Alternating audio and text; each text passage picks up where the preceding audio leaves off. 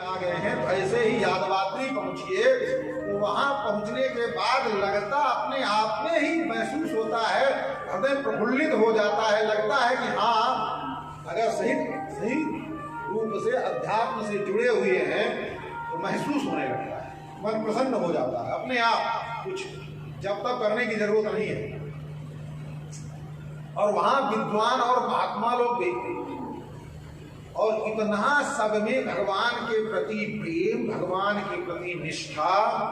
वहां माताएं भी हैं, घर की जो बेटियां हैं, बच्चे भी हैं, वो सब संस्कृत में बात करते हैं। अपने यहाँ के बड़े से बड़े विद्वान जो जाते हैं तो वहाँ उनके घर की जो औरतें हैं वो संस्कृत में वार्तालाप करती हैं और सब पढ़े लिखे। वहाँ जो भगवान के मंदिर में रसोई भी बनाते हैं ना, पतीला लेकर के, वो चूल्हा जो फूकते हैं, वो भी शास्त्रार्थ महारथी, बड़े बड़े विद्वान। पर इतने बड़े विद्वान, पढ़े लिखे, इतने बड़े पद पर प्रतिष्ठित होने के बाद भी भगवान की रसोई बनाने में गर्व का अनुभव करते हैं। ऐसी जगह तो वहां रामानुज स्वामी जी का अभिमत स्थल है और वहां जा करके देखने में लगता है सही मायने में।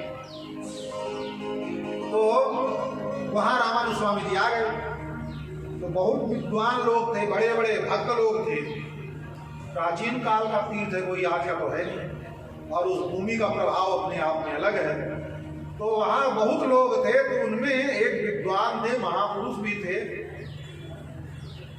और उनको उनके घर के जो ठाकुर थे, भगवान थे, वो स्वानुभाव थे। मतलब जैसे हम आप बात करते हैं, विद्वान थे, महापुरुष थे, ठाकुर जी से वार्तालाप करते थे, अपने ठाकुर जी की सेवा करते तो बात करते ठाकुर जी। जैसे कांचीपुरी में कांचीपूर्ण स्वामी जी थे, तो कांचीपूर्ण स्वामी जी भगवान कितनी प्रेम से सेवा करते, पंखा चलते, पंखे अकेले नहीं चलते थे, और भी बहुत सी सेवा करते, पर विशेष रूप से जब सब सेवा से खाली हो जाते तो बैठ अपने सब क्या है 4 मिनट, 10 मिनट, घंटा, आधा घंटा, 2 घंटा ठाकुर जी की जितनी देर तक सेवा वही सेवा की है, बाकी समय प्रपंच में जुट जाते हैं।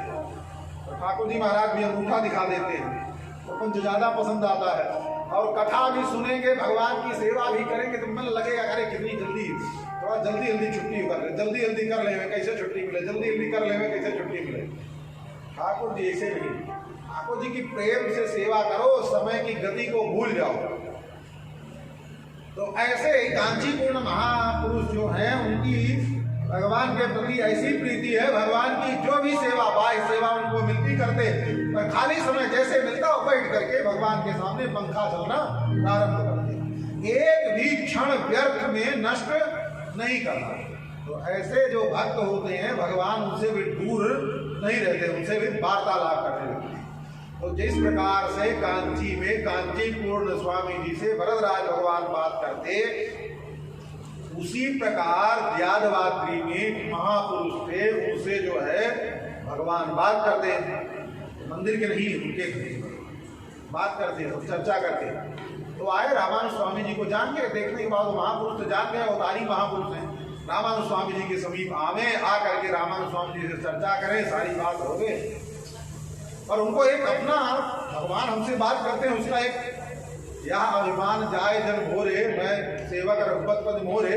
अच्छी बात है, भगवान के प्रति, भगवान हमारे हैं, हम भगवान के हैं, इसका स्वाभिमान तो होने चाहिए। पर रामानुज स्वामी जी से चर्चा करें तो रामानुज स्वामी जी चर्चा में, तो उन्होंने एक दिन देखो, भगवान का जो अनुभव है वो किसी अच्छे पहुंचे हुए भक्त से चर्चा करेंगे, उसमें कोई हानि नहीं है। अनधिकारी व्यक्ति से भगवान हमको क्या अनुभव करा रहे हैं, ये चर्चा करेंगे तो भगवान अनुभव करना भी और कराना भी बंद कर देंगे। तो कोई महापुरुष हो गए तभी उससे चर्चा करनी चाहिए। रामानुज स्वामी जी को समझ गए, बहुत दिन साथ में रह करके, तब उन्होंने बताया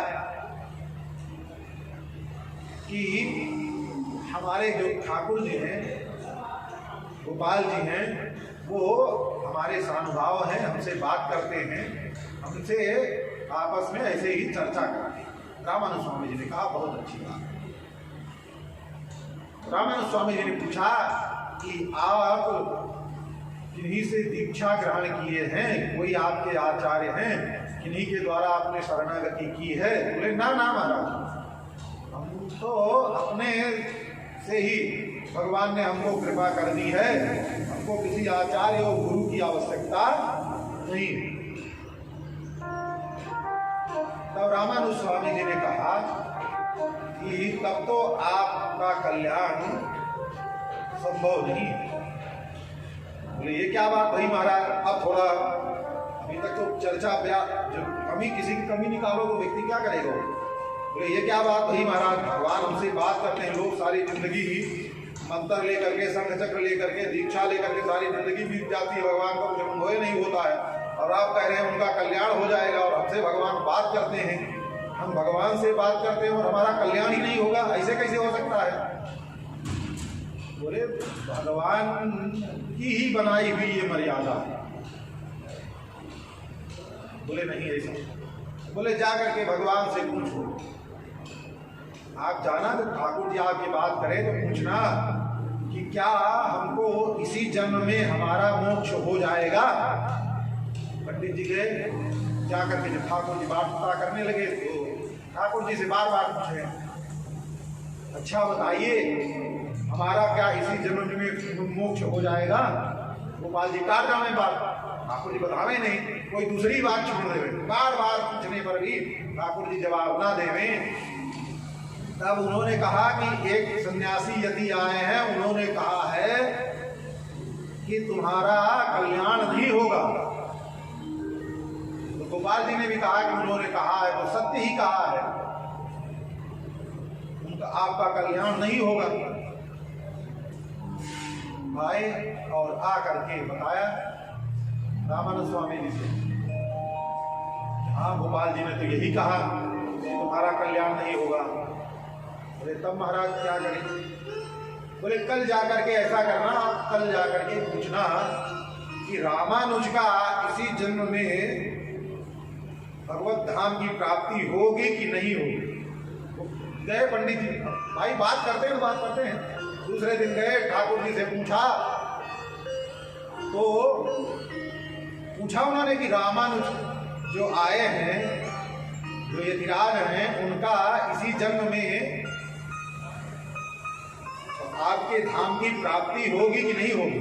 तो भगवान ने एक कई बार पूछने में साहस कह दिया, हाँ उनको हमारा धाम मिलेगा।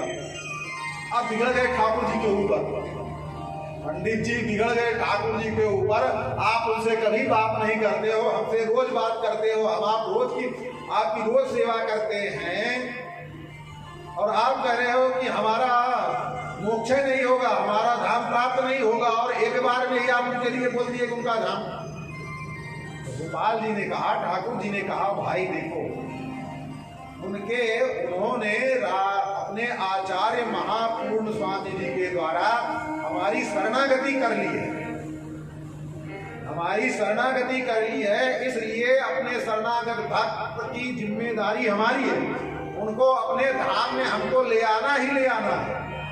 पर आपने किसी के द्वारा हमारी शरणागति नहीं की है। वो हम तो आपकी भक्ति, आपके व्यवहार से, आपकी विद्वता, आपके बहुत अच्छे गुणों से प्रसन्न हो गए हैं, आपसे बात कर रहे हैं, पर आपका मोक्ष होगा कि नहीं होगा वो तो अंतिम समय पता चलेगा आपको कि आपकी मति गति कैसी है, उसके अनुसार आपको।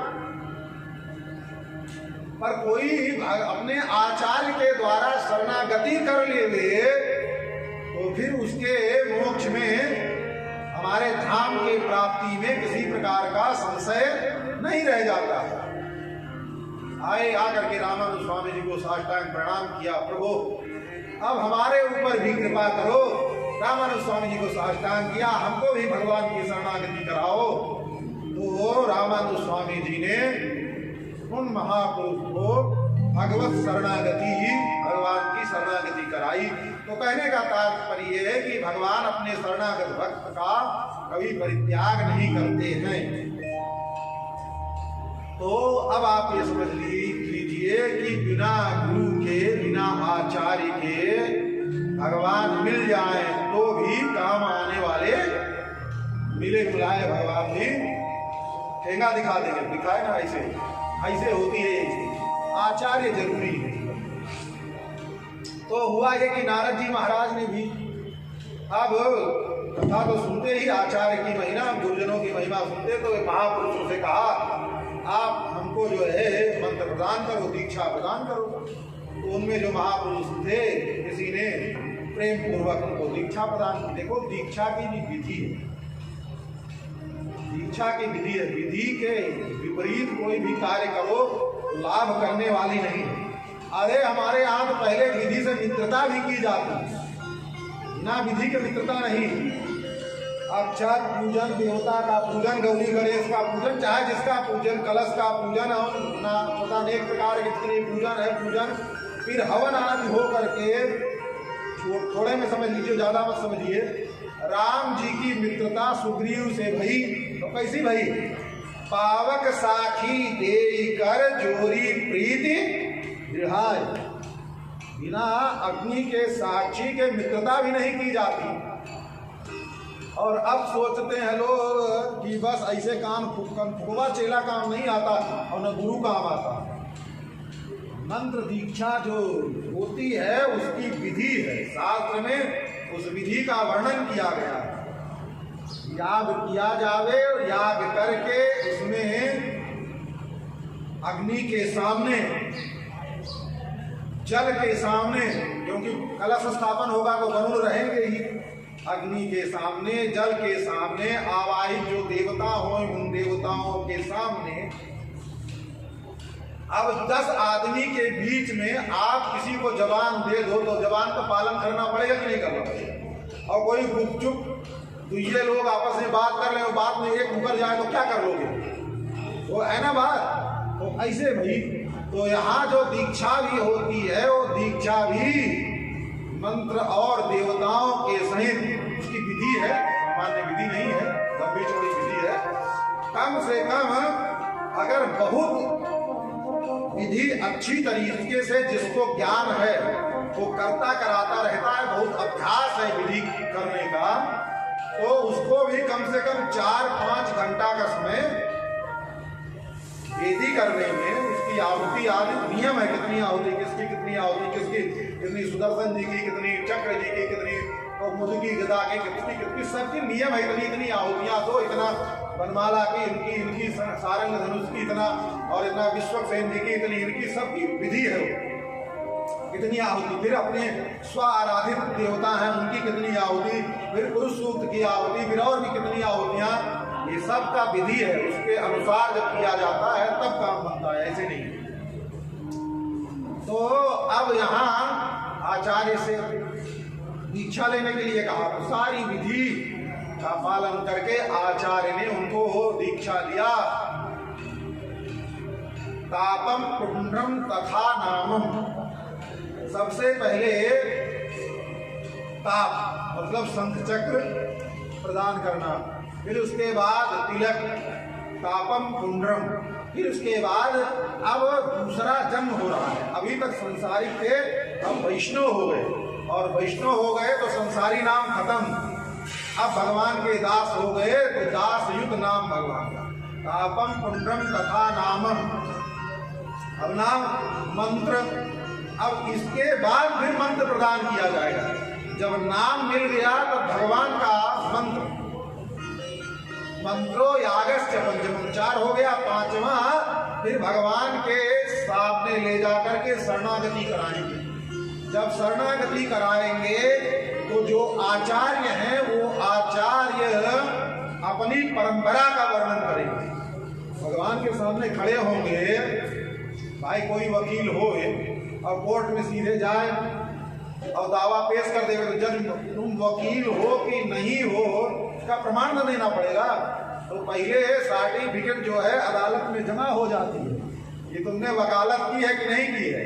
तो ऐसे ही किसी जीव को भगवान की शरणागति करा रहे हैं तो तुम किस परंपरा से जुड़े हुए हो, उस परंपरा को भगवान के सामने वर्णन करते हुए आना, फिर आ करके अपना संबंध बताना और बता करके फिर उस जीव को भगवान की शरणागति कराना। ये सब बड़ी लंबी चौड़ी विधि है इसकी। इस प्रकार से जब जीव को शरणागति कराई जाती है तो और ऐसे ही कोई, और हमारे यहाँ भी एक परंपरा ये है, हमारे यहाँ आचार्य गुरु जो दीक्षा देते हैं वो उनके आचार्य जब तक आज्ञा न दे देवे कि तुम चेला शिष्य बनाओ, ऐसे भी नहीं, उसकी भी शंख चक्र की मंत्रों के द्वारा प्रतिष्ठा होती है। जैसे मंदिर के ठाकुर जी की प्राण प्रतिष्ठा होती है, ऐसे ही शंख चक्र की प्राण प्रतिष्ठा होती है।